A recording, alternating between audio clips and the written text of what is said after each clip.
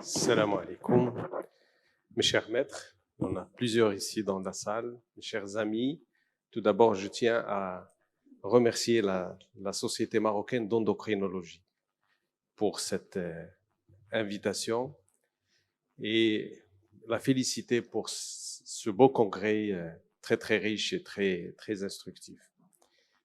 Et je remercie la Société marocaine d'endocrinologie et à sa tête le professeur Kayouk et tout le bureau pour cette initiative de créer des ponts avec d'autres spécialités, ce qui est extrêmement important parce que ça nous permet de voir un peu comment notre quotidien auquel dont le seul messager est le patient peut être amélioré si on parlait directement entre nous. Et c'est extrêmement important. Je vais essayer de partager avec vous une expérience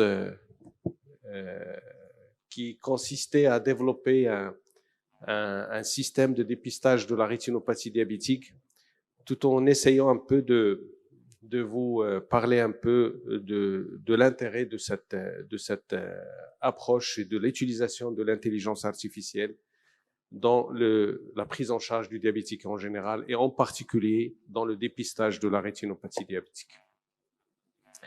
Alors, je vais essayer de suivre le plan suivant, c'est-à-dire une introduction qui va nous essayer donc de mettre un peu en exergue l'intérêt de cette question. Je vais parler de la rétinopathie diabétique et le diabète, de la détection des signes de rétinopathie diabétique, du système d'intelligence artificielle que nous avons développé à l'université Aboul Qassis et avant de conclure. Alors, je vous apprends rien, le diabète est une pandémie mondiale, c'est vous qui nous apprenez qu'il y a à peu près 600 millions de patients qui sont diabétiques en 2024, avec tout le risque des complications de cette maladie en matière d'insuffisance rénale, d'atteinte cardiaque, d'amputation des membres et de rétinopathie diabétique, qui est le sujet de mon propos. Alors, pour revenir à la cécité, à l'échelon mondial, et c'est quelque chose qui se retrouve un peu partout dans le monde, on trouve que la cataracte, quand même, représente environ 50% des causes de cécité. Mais parmi toutes les causes de cécité, la cataracte reste la seule cause qui est réversible après une opération. Le reste, en particulier le glaucome et la rétinopathie diabétique, une fois installés, ce n'est plus possible de faire marche arrière.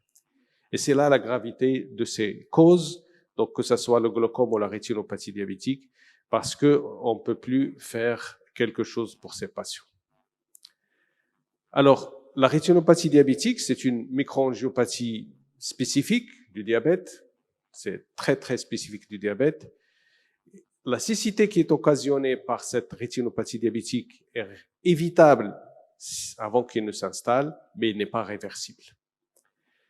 Alors, la particularité de cette cécité, c'est que ça touche une population relativement jeune, parce que, en général, et surtout les rétinopathies diabétiques sévères, c'est des sujets entre 20 et 60 ans, donc encore en âge de produire et de travailler.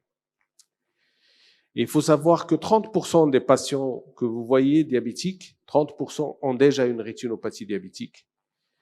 Et que le seul moyen pour éviter d'arriver à la cécité, c'est le dépistage systématique. Alors, quels sont les facteurs de risque de cette rétinopathie diabétique? C'est la durée du diabète. Plus le diabète est ancien, plus la rétinopathie diabétique a plus de chances d'être là. Le mauvais contrôle glycémique et l'association avec une hypertension artérielle.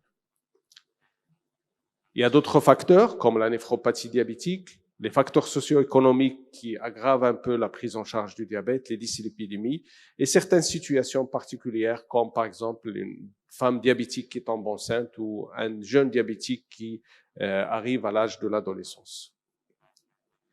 Alors, quelle est notre problématique? Notre problématique, elle est, si vous voulez, basée sur 3 éléments.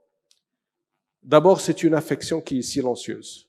Il n'y a aucun signe d'appel jusqu'au stade de cécité ou d'atteinte irréversible. Et pour la dépister, il faut obligatoirement un examen ophtalmologique systématique, c'est-à-dire il y a beaucoup de patients qui arrivent pour changer des lunettes, mais si l'ophtalmologiste ne prend pas la peine de vérifier son fond d'œil, il peut passer à côté d'une rétinopathie diabétique. Et donc le seul moyen, c'est d'aller et de se dire, je vais chercher s'il y a une rétinopathie diabétique. Mais le revers de la médaille, c'est que de l'autre côté, nous avons une insuffisance en ophtalmologistes. Il y a beaucoup de demandes pour des consultations autres, telles que la cataracte, les réfractions, etc. Et surtout ce problème qui n'est pas inhérent uniquement à l'ophtalmologie, c'est cette répartition inégale qui fait que les patients qui ont besoin plus de nous sont les plus loin de nos structures et de nos cabinets. Alors, quelle solution? Tout d'abord, quelles sont les circonstances où on va découvrir que le patient a une rétinopathie diabétique? Malheureusement, dans la majorité des cas, c'est des circonstances où le patient a déjà une baisse de l'acuité visuelle. Et vous avez l'histoire naturelle d'un patient diabétique qui a 20 ans de diabète, qui arrive avec une baisse de l'acuité visuelle, et quand on lui pose la question, est-ce qu'il a déjà fait un examen ophtalmologique, il vous dit qu'il n'a jamais fait d'examen ophtalmologique.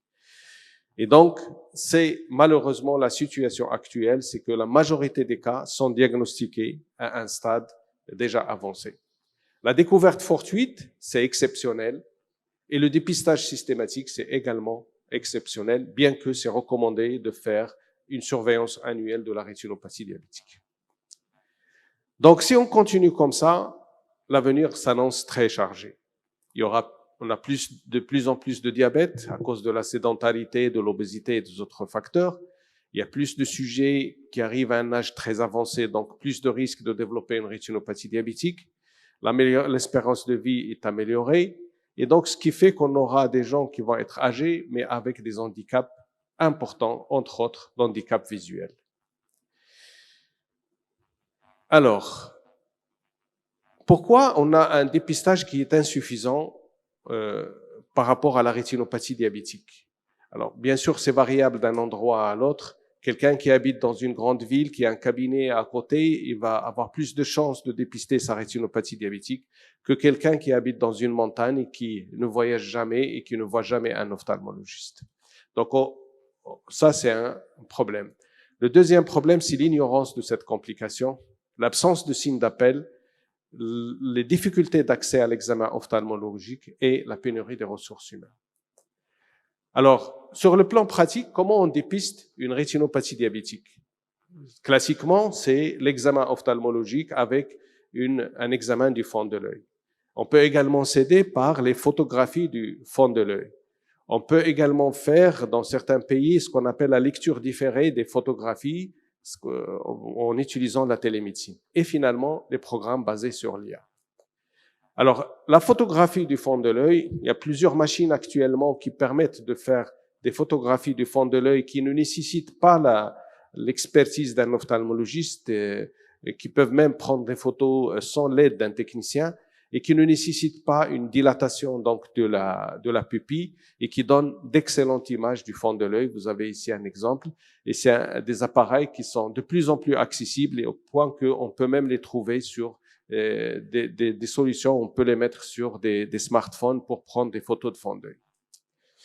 Alors, vous avez ici, en 2010, la recommandation de la HAS française qui prévoyait donc, qui a mis en place un système de dépistage de la rétinopathie diabétique par une lecture différée de photographie de fond de l'œil. C'est-à-dire qu'il y avait des équipes qui allaient et qui faisaient juste des photographies du fond de l'œil et qui étaient envoyées donc dans des structures, des centres d'ophtalmologie pour une lecture dans un deuxième temps. Et après, le patient recevait une lettre pour lui dire s'il a une rétinopathie diabétique ou non et s'il devrait voir un ophtalmologiste ou non.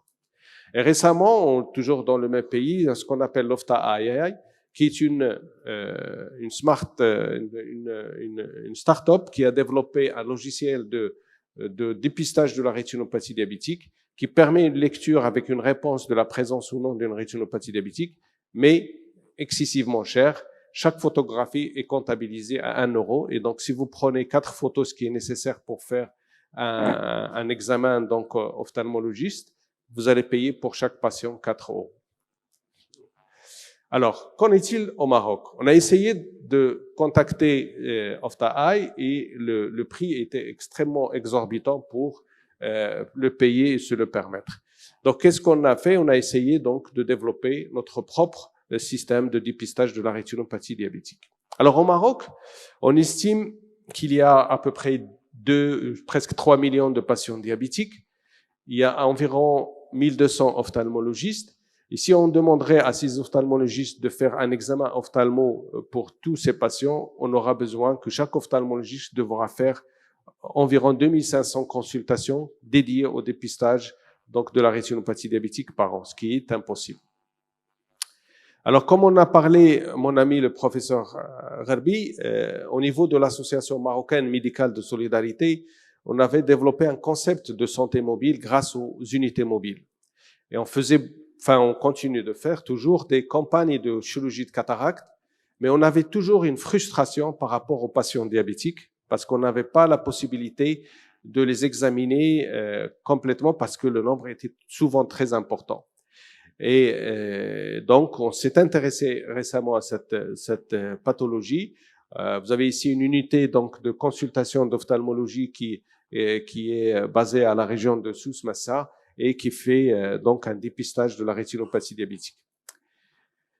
Alors, notre solution qui a été développée, elle est basée sur le deep learning. Donc, on a travaillé avec des ingénieurs donc de la faculté de biomédecine, enfin d'ingénierie biomédicale, pour développer un système qui permet donc le dépistage de la rétinopathie diabétique.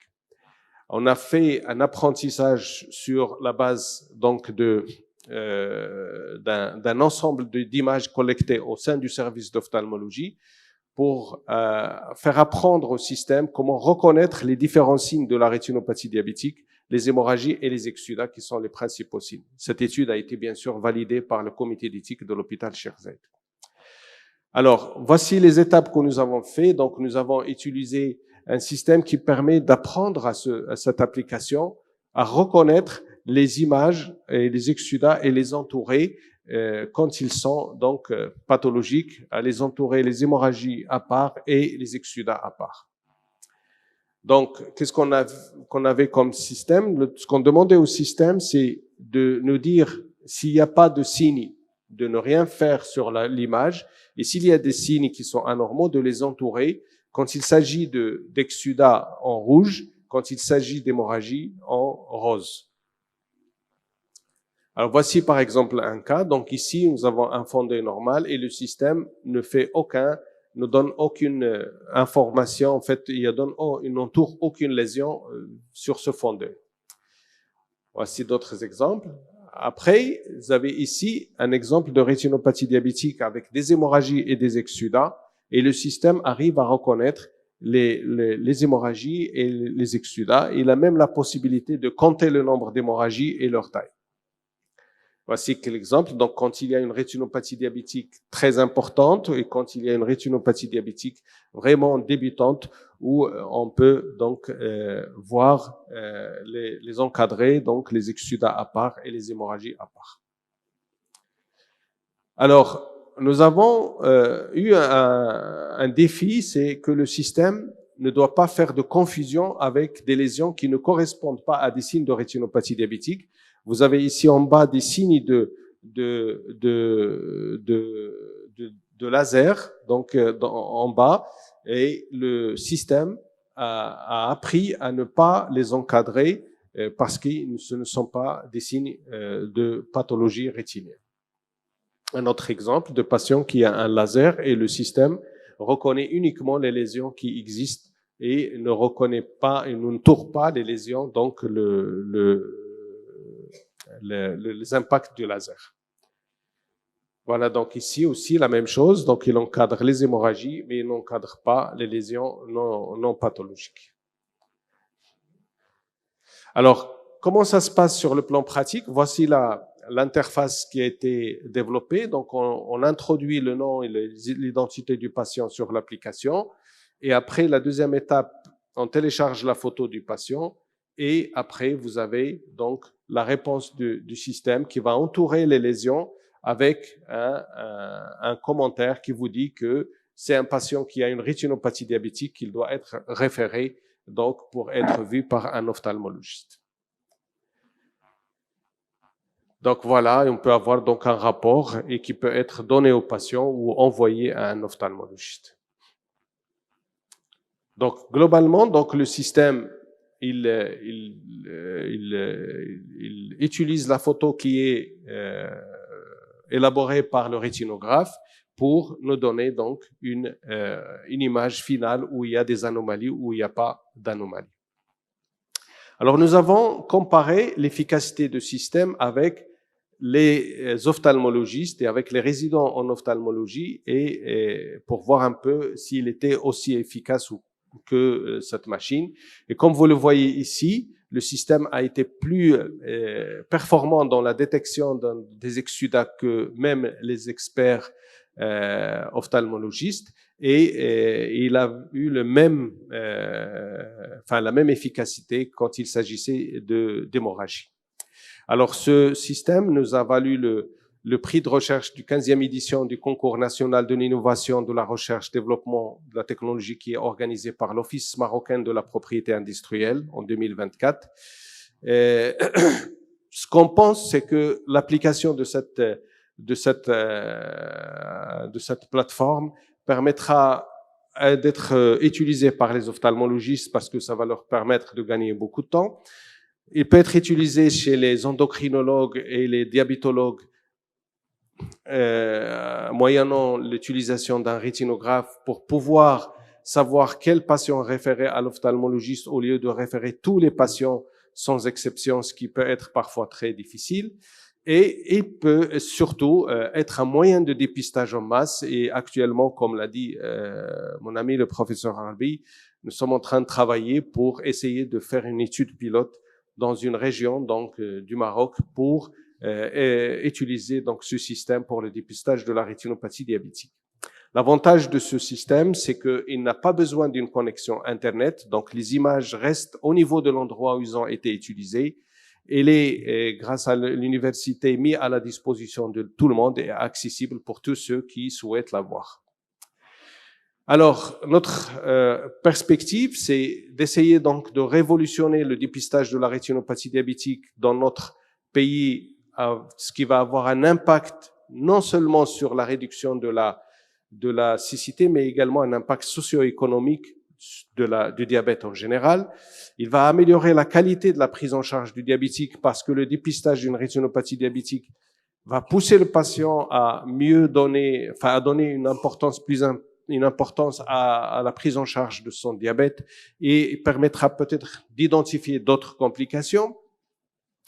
Il va également optimiser le flux des patients au sein des structures hospitalières.